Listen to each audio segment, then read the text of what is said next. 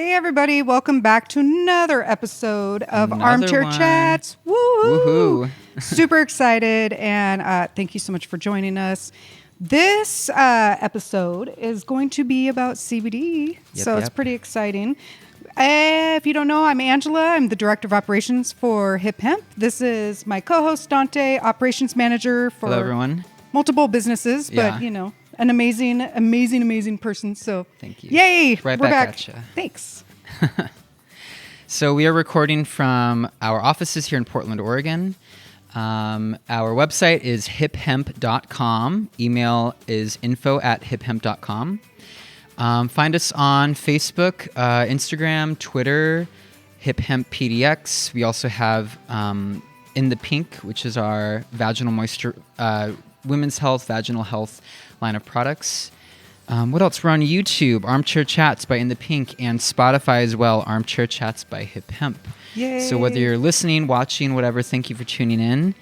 And yeah, we're really excited. This is going to be a 2-part series on CBD, hemp. So yeah. It's going to be just hold on to yourselves because, well, that sounded funny. Hold on to something. Hold on to your seats because we've been doing a lot of research, so bear with us. But it's been very interesting, and we found it pretty interesting, the stuff that we've researched. Yeah. And it's important for us to know with, you know, working at Hip Hemp. It's very important for us to know and the latest because CBD research is constantly changing. Yes. And so, you know, it was interesting. And the more we dug into it, the deeper we got. And then we went down another rabbit hole and another one. And we're like, we're still spiraling, to be honest. We got to just stop and start from, you know, just get to what we're comfortable with, what we think we know, and what we're still learning, but we're going to share. Yeah. So to dive right in today's episode, we're going to focus the first part on, I'm going to kind of give a very broad overview of the history of the cannabis sativa plant, hemp plant. And then second half of this episode, Angela is going to share more of the science. Yes. And again, this is like super introductory. We're learning a lot of this stuff, reviewing this stuff. So yeah. So wish us luck. Wish us luck.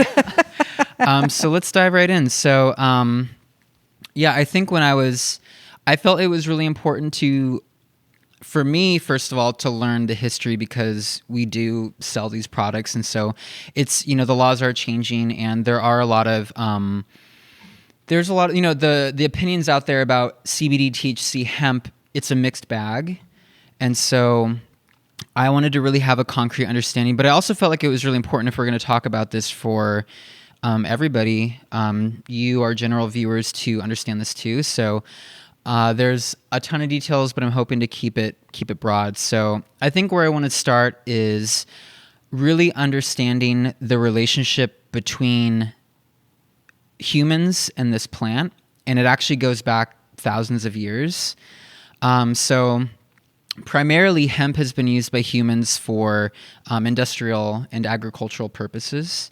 The hemp plant, the cannabis sativa plant, is pretty much every part of it can be used for something. So historically, it's been used in industry for making, you know, textiles, for building, for clothing, paper, ropes, sails. Hemp seeds can also be used as source of food. I think typically it's been used for agricultural food for animals. And it's so packed full of nutrients, vitamins, minerals, like everything that you possibly need and want in a supplement, that little seed has. It has which is pretty amazing. Yeah. So it makes you wonder why? Why? We're gonna get there. Yes, we will let you go on. So just to throw out some dates, the earliest record of human cultivation of the plant that I could find is 50,000 years ago. That's a long time ago. A little bit more of a concrete date was 8,000 years. I believe in Japan there were records in some ancient tomb. There were actual seeds found in the tomb. And then so that kind of speaks to its industrial applications as far as its psychoactive properties. So the cannabis sativa plant can be cultivated for its higher levels of THC, which is which is one of its chemical compounds that is is what it's known for, having its psychoactive effects. So the earliest evidence that we have of humans intentionally cultivating the plant for its psychoactive properties, or at least for its high THC properties, was 2,500 years ago. Wow. Which is a long time. And that was in Western China. So there was an ancient burial site where they found these charred wooden bowls, and they examined the char and found that it was the chemical makeup of the char comes from when you burn cannabis with high THC. So they don't know if they were smoking it to get high or if they were burning it to mask the smell of death. No. There's a lot of that smell would definitely mask the smell. It would. And there's a lot of in more traditional ancient societies, there's a lot of, medicines and religion, spirituality are kind of intertwined. Sure. So it makes sense that it would show up in that kind of space. So I share that. I'm going to end on that note just to highlight that this plant has been with us for thousands of years. We have been using this plant for thousands of years. So it is not new. Want to underscore that point. Moving on to the Americas, to the United States, this was really interesting to me. So we actually, for most of our history, have been cultivating this plant for primarily its industrial applications, but also for medicinal purposes before it was criminalized. So basically from the 1600s up until the late 1800s, we were growing the plant across the United States. In 1619, I believe, Virginia passed a law requiring that farmers had to grow it because it was essential for ropes, for sails, for ships, for paper, clothing, everything. And towards the end of the 1800s, pharmacies across the US and Europe were selling like tinctures with CBD, with cannabis extracts in it to treat things like stomach aches, pains. So right there in our own history in this country, we've been cultivating this plant not only for its fibers, but also for medicinal purposes, which was really crazy to me because just in my lifetime, like my sense of this plant is kind of, it's this new thing. People used to use it, but we're just discovering all of these uses for it. But that's actually not true. Absolutely. We've known the uses of this plant, which is where the history gets really interesting. So I'm going to try to explain basically why the plant has come to have such a negative connotation associated with it. But the big picture is that a lot of it has to do with immigration. A lot of it has to do with racism. A lot of it has to do with basically the project of the United States becoming a global power and managing the impacts of that domestically and internationally. Big words, big concepts, but I think where I want to start is actually in Latin America. Mm-hmm. So, the big picture is that in the early 1900s in Latin America is resource rich. And so in the early 1900s, you saw countries like the United States, Britain, France, others competing with each other for world dominance. And so a big part of that was controlling their access to resources and also their access to cheap labor. Obviously, in the United States, a big part of why our economy grew is because we had slave labor. Right. Free labor. So the point I want to draw there is that in Latin America, there was sort of this competition between these powers for control of Latin America, of the resources. And so the United States had a heavy interest in dominating the region. And that looked like setting up railroads. That looked like working with local governments basically for our own interests. And the fallout of that was that a lot of poor farmers, so at the time Mexico was largely a peasant country. I think over 80% of the population were rural poor farmers. So, all these powers at the top are playing like, empire games with each other. Who's going to be impacted by that? The people at the bottom. So, their land is grabbed by these huge landlords and, giant companies. And so they're displaced. So what you see is a fleeing of these poor farmers to wherever they can go to to survive. And part of that is coming to the United States, which is where our relationship with marijuana starts to take a negative turn. So in the early 1900s, 1910 through the 20s, there's this wave of migration from Mexico, a lot of Mexican immigrants.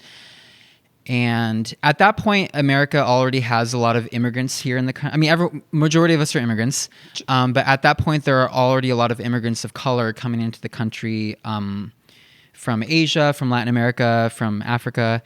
And so there was this fear that was cultivated, which, sounds a lot like what's happening now in 2020. So there are a lot of parallels. So, right, that's what I'm seeing. Okay, so this 1900s, I mean, it's sounding a lot of what we are dealing with right now. 100 years ago, exact same thing. We have Mexican immigrants coming in, and what's the narrative? They're bringing drugs, they're bringing crime. It's like they're fleeing because of the violence in their country, but our country is directly trying to take advantage of the resources and the cheap labor. A lot of our produce here in the United States comes from Mexico. Right. A lot of our domestic produce is cultivated by Mexican farm workers. So these aren't as much as they're painted in the media as these evil characters. They're people, they're human beings, and we take advantage of them. Right. But going back 1920s, so Mexican immigrants were kind of cultivating this fear, mostly among white Americans, that they're stealing our jobs and all these things. And so, but how does the government justify the criminalization of those immigrants? Part of that is looking at what about them is different from primarily white Americans, not just in the way that they look, but in the way that they act. And one of those things was they happened to smoke marijuana recreationally, which is done all over the world and has been done all over the world for a long time. And obviously, as I said, we here in the U.S. have used the plant as well. So we have our own relationship with it. But Mexican immigrants introduced the practice of smoking marijuana. And so that was a very easy thing to exploit. Sure.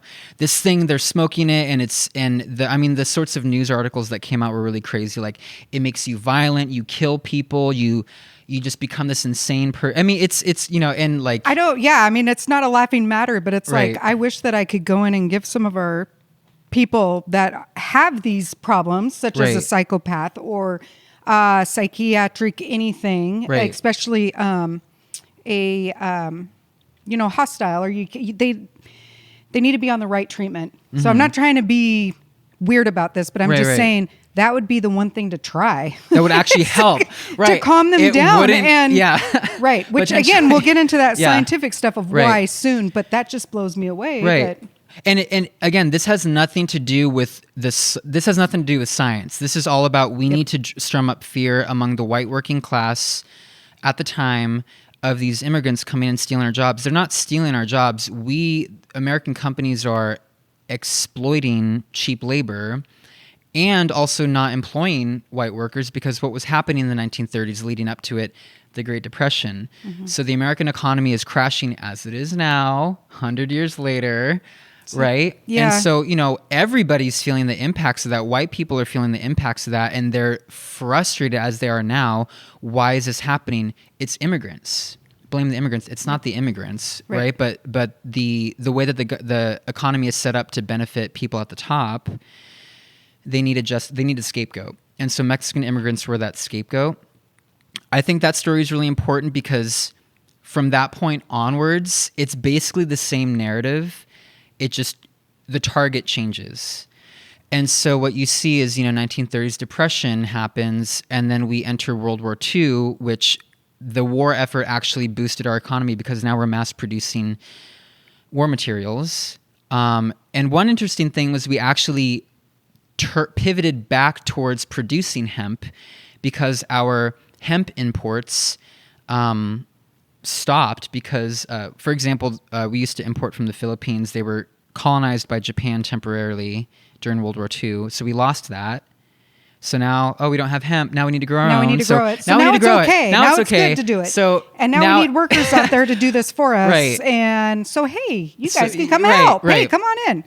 But then here we go. Here's the interesting part. So, okay, fast forward a little bit. So we get into the Vietnam War in here's where my dates get 50s through the 70s. Good job. Right? And so at the same time that we're at war in Vietnam, there's this emerging civil rights movement, not just for Black liberation, but for women, for queer people, for a lot of different groups. And there's this really strong anti-war movement, and particularly the white middle upper class hippie movement. All of these movements are sort of emerging as like a real threat to the dominant system at the time. Sure. And so what needs to happen there? Well, in order to sort of push down these movements, we need to make them. We need to criminalize the movements. We're going to associate hippies with marijuana and criminalize that. We're going to associate Black people with crack and criminalize that. And I mean, there's crossover too. Right. But again, and there genuinely is somewhat of a epidemic with drug use, but it's being taken advantage of.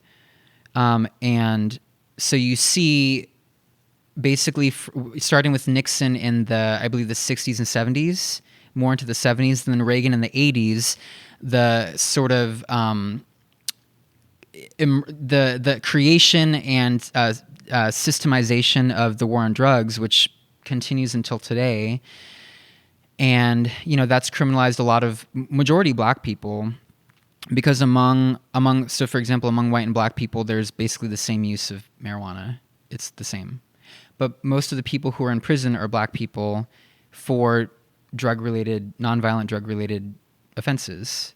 So what I'm hearing is a lot of the media, a lot of those who, we look to for direction, such as our government, they're kind of directing us in the way that we should be thinking, right? Is that kind of what? Okay. In the way that we should be thinking about the problems in our country, right? We're not going to blame it on anybody here in the United States, right? Right. Or them, or the government, or whoever. Right. But we've got to find a finger to point at, we got to find somebody to point at to say, this is your fault. You caused this. Right. Now everybody get them because it's them. But so kind of bringing it back, here's the interesting thing. So in the 1930s, right, Great Depression, one of the largest, I mean, I wouldn't want to say the largest because now I feel like actually today might be the largest, but a huge global economic crisis, right? At the same time, there was this massive uprising of labor in the United States, the emergence of such a strong labor movement. And the interesting thing was, in the 1930s, the labor movement was racially diverse. So you see Black laborers and white laborers and laborers all across class, race, and gender uniting and really posing a threat to the powers that be. And so part of dividing those movements was criminalizing, pointing the finger at immigrants of color, criminalizing being a person of color by making drugs illegal and all these things. The same thing happens in the 60s and 70s where you see, again, this merging of these movements. Once again, white people with, Black and brown people. That can't happen because if all of these movements merge, that's a real threat. So we need to divide them. So the issue isn't that the economy is serving the people at the top. The issue is that, Black crime, or the issue is immigrants coming from these countries, or the issue is et cetera, et cetera, et cetera, you name it. Interesting. And that's what's happening today. And that, I mean, as you're speaking, I'm seeing what I've been watching on the news. Yeah. And for those that aren't in Portland, I'm sure you've heard of Portland, Oregon on the media. Yeah, it's global. We're global. I've got clients that call in and they're like, "Is it really happening in Portland?" Well, yeah, it's happening. So, but I'm picturing things that you're saying right now. Yeah, is a lot that we're going through. It's in a weird way. When I was looking through this history, it felt like I was reading about now. Even though it's 100 years ago, it's like this is literally what's happening now. And I remember in psychology, and I'm trying to remember exactly where I read it, but I remember it saying how history repeats itself, right? Yeah. And what's the definition of insanity? Doing the same thing over and over again and expecting different results, right? So it's like, when do we get in there and break that? Yeah. When does it stop? And so to wrap it up, we've been talking about this for a while, but to wrap it up, when we think about why is there so much fear around cannabis, marijuana has so many different terms.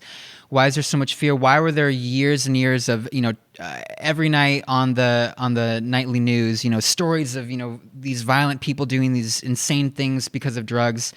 And yes, those examples are there, but a majority of it is not the not reality. when it comes to marijuana. Not when it comes to marijuana. Or pot. I mean, I don't know if you remember. I think we talked about this the other day, but it was like that frying pan. This is drugs. Crack an egg open. This is your brain on drugs. And you question how marijuana is the gateway drug to worse. And it's like... It's not. Wait, what? It's not. And the interesting thing, too, this is the last point I'll make before we transition, but a lot of the instances where someone is criminalized for a violent drug offense, what qualifies as a violent drug offense is literally if they just happen to be a gun owner. Oh. So you can be a gun owner, which is your Second Amendment, right? Second Amendment? Right? Fourth, I think so. Fourth, fifth, second. It's one of those. It's one of those amendments. I think it's your second. I think you're right. We'll go with it's your right. But if you happen to be selling marijuana, then it can be categorized as violent, even though you just have a gun because you're allowed to. But also, you probably want one if you're dealing in that industry, But at least back in the day, so yeah, it's just the narrative that it's this violent thing. It's really not the case. Right. Again, there's always going to be one or two examples, but in the majority of cases, it's not what it has been painted to be. And so I think now we're in this interesting time where there is, because there's been a lot more legalization, not just of it medically. So 47, if I am correct, 47 of the U.S. states, it's legalized for some medical purpose. Yes. And there's variation in the amount that it can be used for medical purposes. But as far as recreational use, I believe 11 U.S. states and the District of Columbia, D.C., it's legalized. And I even read that apparently this month, the House of Representatives is voting on a bill to pass federal legalization. Probably not going to pass because of things, but the point is that there is this legal shift. At the same time, there's a massive cultural shift. I think most people realize it's not a big deal, and I think a lot of people are curious. Is this bad for you? Is it going to cause all these things? I'm scared to try it. I don't understand why it's legal now. Well, there's a very brief history lesson as to why we have all been taught to fear this thing and associate it with people that the system wants to blame as the cause of all of our issues. And that's so amazing. I mean, this is really interesting stuff. And thank goodness you did the history and I did the scientific stuff or the science stuff because I'm like, what? But I love history, so that's And I like science. There we go. See, we make a great team. It works. Yes. Okay. COVID high five. So we'll take a quick break. Yes, that was a lot. Process that. So this is our rejuvenating balm, and this has 200 milligrams CBD in it. It also comes with cinnamon, spearmint, and spearmint oil, and peppermint oil. There is no partaking of marijuana at this warehouse. Okay, so it comes with... We had a little bit of a beer. A little bit. So it comes with it comes with spearmint, peppermint, and cinnamon oils. And what that is going to do is it's going to bring the blood flow to the surface. It's going to promote healing. It's almost like putting icy hot on a pulled muscle, right? Yeah. Except for this product, rejuvenating balm, CBD balm, does not have all those long words that you can't say in it. And it's mostly organic. It's a plant that comes from the ground, which I'm more likely to use than so very, very good stuff. And you can get it online at hiphemp.com. Yes. Put in the code CHATS15 CHATS15 and you can get 15% off your entire order. We do have another CBD balm, which I'll talk about in our next episode. Yes. But you can get a buy one get one half off. So these are $29.95 for 2 ounces. Which is really good. Yeah. And you get a buy one, get one half off. On top of that, you're getting 15% off using the promo code CHATS15. So that's our little sales plug. Yeah. Got to go through that. So Moving on, Yes. we'll just dive right into the science. The science. And again, bear with me because, woo-wee. As you notice, normally I don't have notes. I needed notes this time. Today was a notes day for Today both was of a us. notes day. Yeah. So I love learning the history because it gave us a journey of marijuana and of CBD and hemp, the hemp plant. Yeah. I mean, the marijuana plant, Yeah. So that was really interesting to sit and talk with you about that and learn about that. So awesome job. Thank you. And so the science of it, let me start with the human body, okay? So we have an endocannabinoid system, right? This system in our body was not discovered until the 1990s, which is 30 years ago, right? Yeah, we're in 20, so 20, 30-ish. Yeah, which that's pretty cool. Yeah. So, but there's still a lot to learn about the endocannabinoid system, right? So you're like, well, what in the world is an endocannabinoid system? So it has 3 major components. So it's got your receptors, your enzymes, and your endocannabinoids. Scientists have found that the endocannabinoid system is responsible for appetite and digestion. And I'm going to run through this list super fast because it's amazing how much that it's responsible for. Yeah. So there's metabolism, chronic pain, inflammation and other immune system responses, mood, learning and memory, motor control, sleep, cardiovascular system function, muscle formation, bone remodeling and growth, liver functions, reproductive system functions, stress, skin and nerve functions. That's like everything. Yeah, I mean, that's your being, right? Yeah, that's what you're, yeah. So, okay, so that's what blew me away. Like, wait a minute, if it's kind of all responsible for that, we're just now discovering it, that's pretty crazy. Yeah. So, of course, you got to dig in further. There are 2 main endocannabinoid receptors, which are the CB1 and CB2 receptors. Yes. The CB1 is mostly found in your central nervous system, and your CB2 receptors are found in your peripheral nervous system, such as your immune cells. And so, of course, I had to look up. I was like, well, I know what the central nervous system is. So that's the brain. Right. Brain and the spinal cord and all the tingly things that come out. So the tingly things, I love the medical terminology. It's amazing. Yeah. So the peripheral, which I'm probably butchering that, but that nervous system is actually those tingly things that are coming off of. Oh, okay. And going into the limbs, and then also your immune, like your cells. Autoimmune disease. I have Crohn's disease, which is an autoimmune disease. It's inflammatory bowel disease. So the endocannabinoid is kind of responsible for that, which is very interesting. Yeah. So, moving on. It's kind of a big deal. It's kind of a huge deal. It's a huge deal. So basically what's happening is after the enzymes break down the cannabinoids, they're looking to bind with receptors, right? And once these receptors are activated, that is when we see the many health benefits. So, what? Yeah, What'd I you was say? like, well, what's going on? Okay, so your endocannabinoid system, my understanding is it's responsible for keeping your body in balance, in harmony, right? So let's say we stub our toe. So the nerves, essentially, everything's flaming, and there's all these receptors and neurotransmitters and stuff are going like, geez, that hurt. Yeah. Ow. Just like that. Yes, just like that. In fact, I've said words that my animals were like, what is that? I don't even know what I just said. I just made up my own new terminology. So they're like, we know you're in pain. Are you okay? I don't understand. We feel you. I feel that. So everything's firing. It's saying that hurt. So I mean, the reason why we deal with pain, or we deal with hunger, or we deal with tired, that's our body's way of telling us, hey, that hurts, stop. Yeah. Or hey, you're tired, take a break. Yeah. Or hey, you're hungry, you need to eat. Go find food. Yeah, this is how we survive, right? Yeah. If you didn't have a feeling of pain, you wouldn't survive because, well, that didn't hurt. Go ahead and shoot me. Yeah. Okay. So, or you would never eat because you would never know that your body was hungry, and then you would just die. Right. Yeah. I mean, I know, right? So it's like, oh God. Whoa. Okay, so you've stubbed your toe. Everything's firing, and it's telling you, and right now I'm thinking I'm going to die. They're going to have to amputate my foot. This is the worst pain I've ever experienced. Well, my endocannabinoid system is kicking in, and it's saying, you're not going to die. Yeah. You're going to survive. Everything's going to be fine. and then it kind of evens out. And then I'm like, okay, it still hurts. Right. It still hurts real good, but I can deal with this now. Right. So it's basically keeping you neutral. It's keeping you centered. It sounds like if someone's like spam texting you about something, this is really important. They just keep texting you. They don't stop.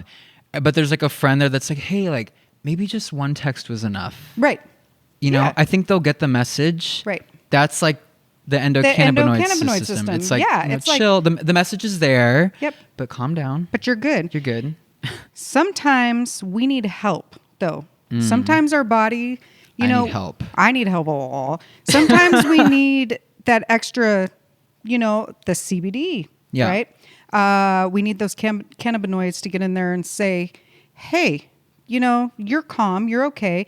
Right. And it's not just our bodies, it's around us. It's all around us. How many people really get a good 6 to 8 hours of sleep a night? Well, I didn't last night, let me tell you that. How many people eat right? Have time to sit down and make a good meal? How many people? So no matter how hard you try to take care of yourself, life around you is going to keep you going. And especially here, you're constantly going. You're constantly do. Don't take a break. Survive. Yep. Yeah. Well, you know what? It doesn't matter if you're hurting. You still got these deadlines and you still got to do this. Yeah. And so your body is like, it doesn't know what to do. Yeah. Okay, I need to rest, but I can't because I've got all this happening. So why is my person not resting when I'm telling you? I'm sending the message, but they're not listening. So like, I need to keep So CBD actually binds to those receptors in the endocannabinoid, and it tells your body, you're cool. Chill. It just kind of forces it along a little bit. For example, there was another example. You have back pain, right? Mm-hmm. So you use the CBD balm on your back, and it instead of taking over-the-counter stuff, which works, and there's a lot of stuff that you do need to take from your doctors or whatever, and that's completely fine. But this stuff will actually help you deal with the pain, and then you can do what you need to do to heal and move forward. Right. And that's very important to understand too. CBD is not a cure-all. It's not going to fix everything, but it's going to help you deal with it so that you can come up with a good solution on how you can fix it. Like it's pain relief, so it doesn't mean that, I don't feel the pain, therefore whatever was causing the pain is gone. You still should treat the source of the pain, but it being pain relief, if you're dealing with such an intense amount of pain that it's hard to function or anything, whatever. The doctor tells me to go out and walk, right? Because my sciatic's, you go out and walk when your sciatic is pinched. Let me tell you. And they're saying, but you're in a vicious cycle. Another one, rheumatoid arthritis, right? You got to keep moving, keep those joints lubricated, keep moving.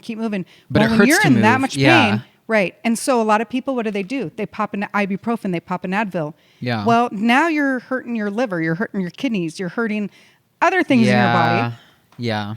So some CBD, do it. You could do it under the tongue. You could do it, gummies. You could do it in the balm, which is, I love this stuff. I use it every morning before I start typing. Yeah. It's an amazing product. But that suggests that our body naturally produces cannabinoids. Well, endocannabinoids. Yep. But then cannabinoids are from the cannabis plant. Yes. Yeah. And so our body naturally produces the endocannabinoids, and those are the receptors that are talking to everything. Yeah. And those are what binds to those neurons that are firing when you're hungry, when you've hurt yourself, so then the endocannabinoid, they bind to they can't get into the receptors, but they can bind to them, and then that can cause some balancing. It's going to help it. It's going to push it along. And let's balance this out a little bit. Yeah. I feel like the important thing there is that first of all, we have an endocannabinoid system. We produce our own endocannabinoids, which perform the function you just mentioned. But the cannabis sativa, the hemp plant, happens to also produce its own cannabinoids, which can basically be swapped out for our own. Isn't that crazy? Yeah, it's cool because, it's not this really invasive thing. It's just you already produce it, but if you need a little bit extra, here you go. You can consume it. You can smoke it. You can put it on top of your skin. You can whatever, oil. Which is amazing. And So a few more before we're almost out of time. Yeah. But a few more points. The cannabis plant has over 110 cannabinoids that bind with the endocannabinoid system. It's a lot. We know of 2. Yeah. Okay. Well, we're very familiar with 2. Yeah. In popular culture, THC, CBD. Yep. But those are just it. 2. That bind within it. I mean, like, whoa. Yeah. Let's see. How can CBD help you? Well, I kind of talked a little bit about, what the endocannabinoid system is supporting. And so all of these things, I'm sure that you've heard about seizures, right? Yes. That CBD can help keep seizures down. I've been reading tumors, some cancerous tumors. Yeah. Well, actually, it'll slow the growth just using the CBD. So it's very interesting. Yeah. And I know that I could dig so much further into it, but I'm like, I just can't because my brain... And, we don't have 5 hours to talk about this. We don't. So. And I think maybe to wrap it up, I think I just thought of a good connecting piece between the history and the legality around it and the science is that one thing that I learned was a lot of, for example, like universities or sources of research, a lot of them basically their hands are tied to do this research because they rely on federal funding. Well, it's federally illegal, so... there's a lot of red tape when it comes to doing this kind of research. So a lot of these studies and a lot of the way that they're figuring this stuff out is private funding. Yeah. Because they can't get the big pharmaceutical backing because big pharmaceutical companies, they can't patent CBD or THC or the marijuana plant. Yeah. It's natural. It grows from the ground. Yeah. So then we can get into, we won't get into all of that, but there's a whole lot. That's how I kept saying, I kept going down another rabbit hole and another one. And now I'm like, what? So, but that's mainly, I will leave with this. I read this post the other day. It was the funniest thing. Our bodies have an endocannabinoid system. They do not have a Zoloft system, an ibuprofen system, a Tylenol system, an Advil system. Right. And I thought, wow, how smart is that? Yeah. I'm not saying some of us we got to take those extra medications. Is not medical advice. Not just at all. Food for thought, and always consult your doctor. Absolutely. Medical practitioners, providers. Right. Yeah. So I'll just go ahead and leave it at that. And dot. Yeah. So we thank you so much for your time. And if you have any questions, as always, please reach out.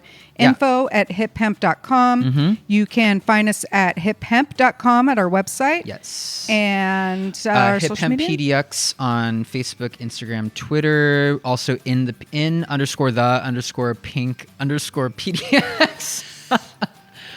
Yes. On those same platforms. We're on YouTube, Armchair Chats by In the Pink. We're on Spotify, Armchair Chats by Hip Hemp. You'll find us. We're out there. And thanks for listening. And we're going to do a part 2. So stay tuned. In a couple weeks, you'll see that episode. Yeah. And as always, just let us know in the comments. Let us know in an email or over the phone what you thought. And if you have any questions or want to know more, we'll definitely answer your questions, and we'll certainly come back to this topic in the future, not just with this next episode, but no, because we've got a lot more to learn still. And we're Hip Hemp, so it's like kind of, and I mean, don't get us wrong, we knew stuff, but it's always good to know a little bit more and a little bit more, so we can educate the community. So thanks for watching. Thanks everybody. Right. Take care. Bye. Bye.